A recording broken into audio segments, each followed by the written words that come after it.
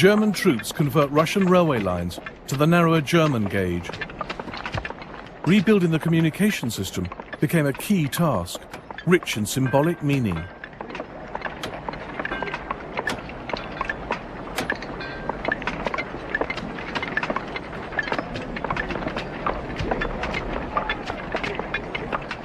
Germany aimed to recast Poland as an independent state, but under her wing.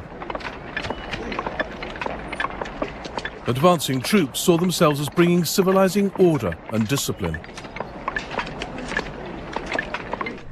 That which seemed forever lost was created anew by the German battalions of Kultur. The German spirit blows through the poor land, and new life rises up out of the ruins.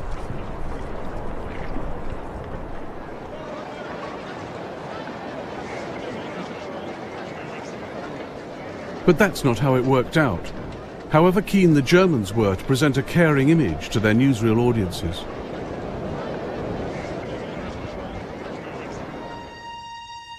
American woman Laura de Turchanovich lived in the occupied town of Suwałki near the Lithuanian border.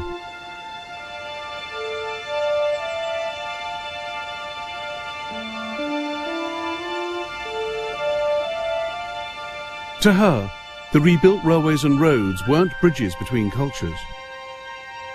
They were Germany's means of whipping war booty back home. Furniture was carted daily to East Prussia. The woods were cut down, every agricultural implement taken, every woman outraged. All Poland was to be emptied and carted away, beaten into the bargain, and made to pay such terrible contributions.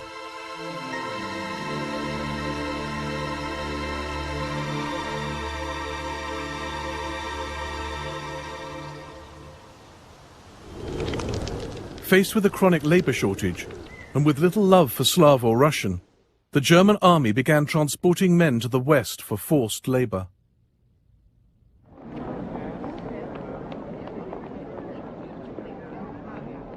The American Red Cross distributes food aid to starving Polish peasants.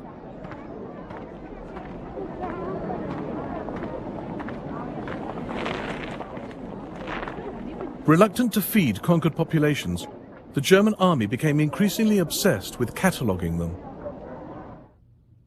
Everyone over 10 was to be documented, and nearly 2 million photopasses were issued.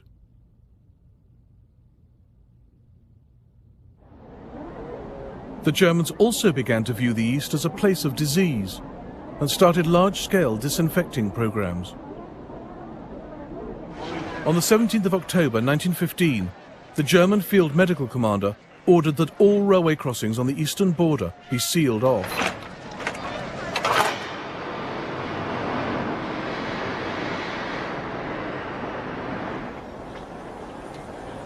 Everyone crossing the frontier had to be deloused before setting foot on German soil.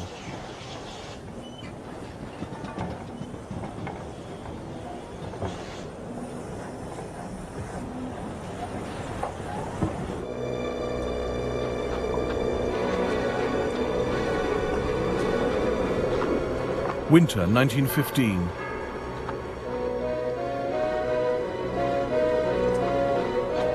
The racial war of Teuton versus Slav neared its peak.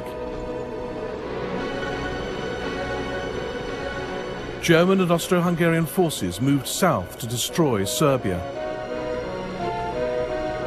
This would win control of the Balkans, final revenge for the assassination of Archduke Franz Ferdinand.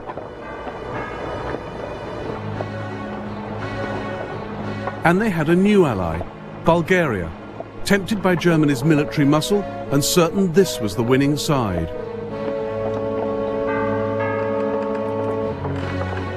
The bait dangled before Bulgarian leader Ferdinand was the promise of vast swathes of Serbia. Born in Vienna, Ferdinand had few sympathies for his Slav neighbors.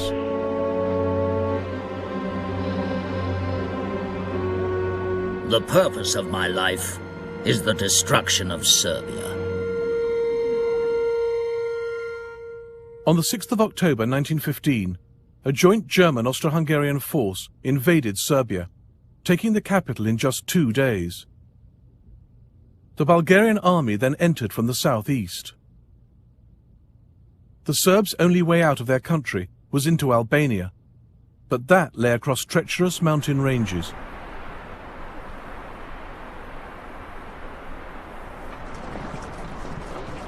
As their enemies' claws closed around them, the Serbian army slipped away, and the people fled with them.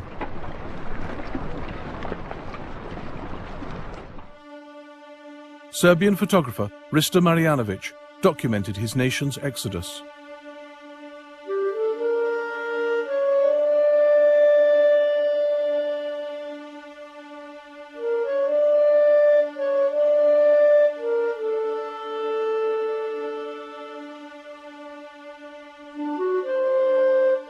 One of the refugees was 12-year-old Katerina Kostic.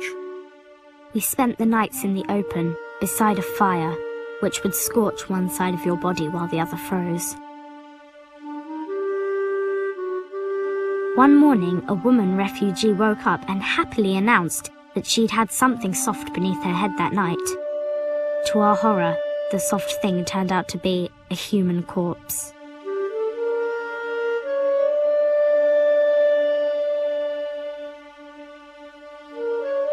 One soldier threw away his rifle to carry an old woman who had collapsed. She gestured towards the sound of the enemy closing in and handed him back his weapon.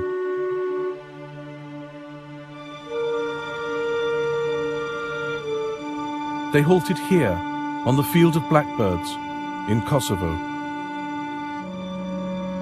The Serb nation drew breath, while its leaders met in the town of Prizren. The choices were grim: battle it out, surrender, or survive to fight another day. Journalist Gordon Smith watched the debate inside the town seminary. The final councils did not last long. On November the 24th, the supreme resolution was taken. The king, army, and government would refuse to treat with the enemy and would leave for Albania.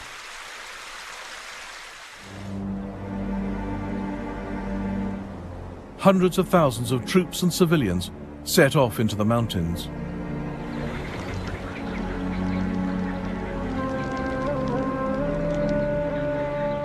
Their plan: to reach the Mediterranean and sail to safety.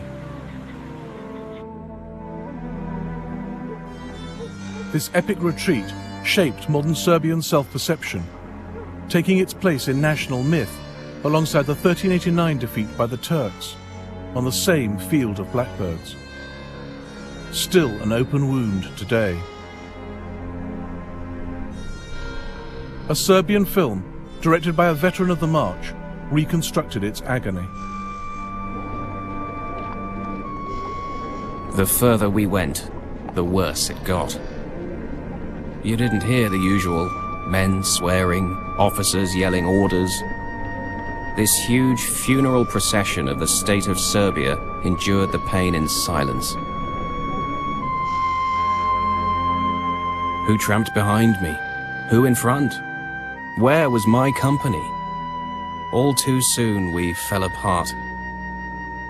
Now it was every man for himself.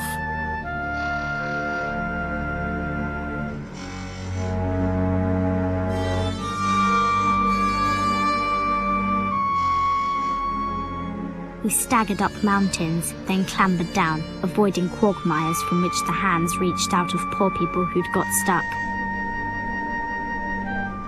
We stumbled, running out of strength, but could not turn back.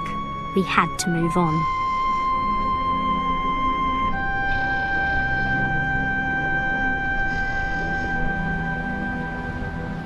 The survivors gathered on the island of Corfu.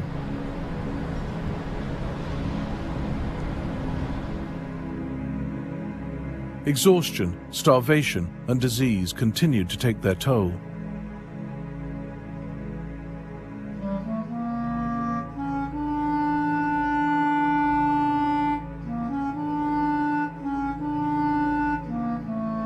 Half the army, over 200,000 men, had died on the march. No one knows how many civilians. But Serbia's death rate was the highest of the First World War.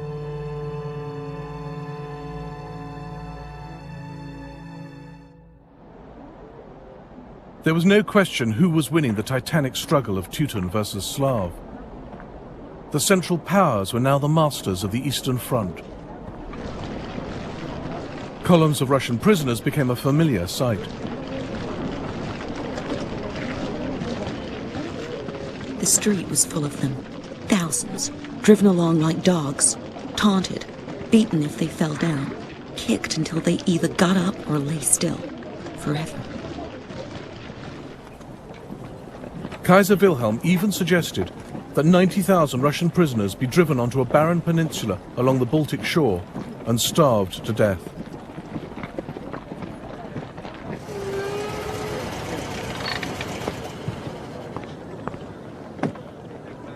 The German and Austro-Hungarian high commands meet in the Tyrol.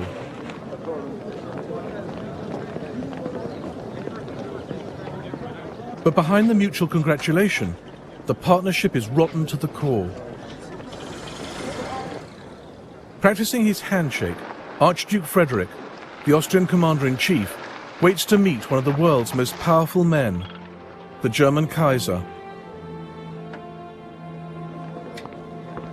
War has exposed their differences, not bound them closer. Germany thought the Austro-Hungarian Empire a shambles. She wondered whether to take the whole lot into the German Reich. Austria-Hungary found Germany arrogant and domineering. The Austrian Chief of Staff, on the left, called the Germans our secret enemies.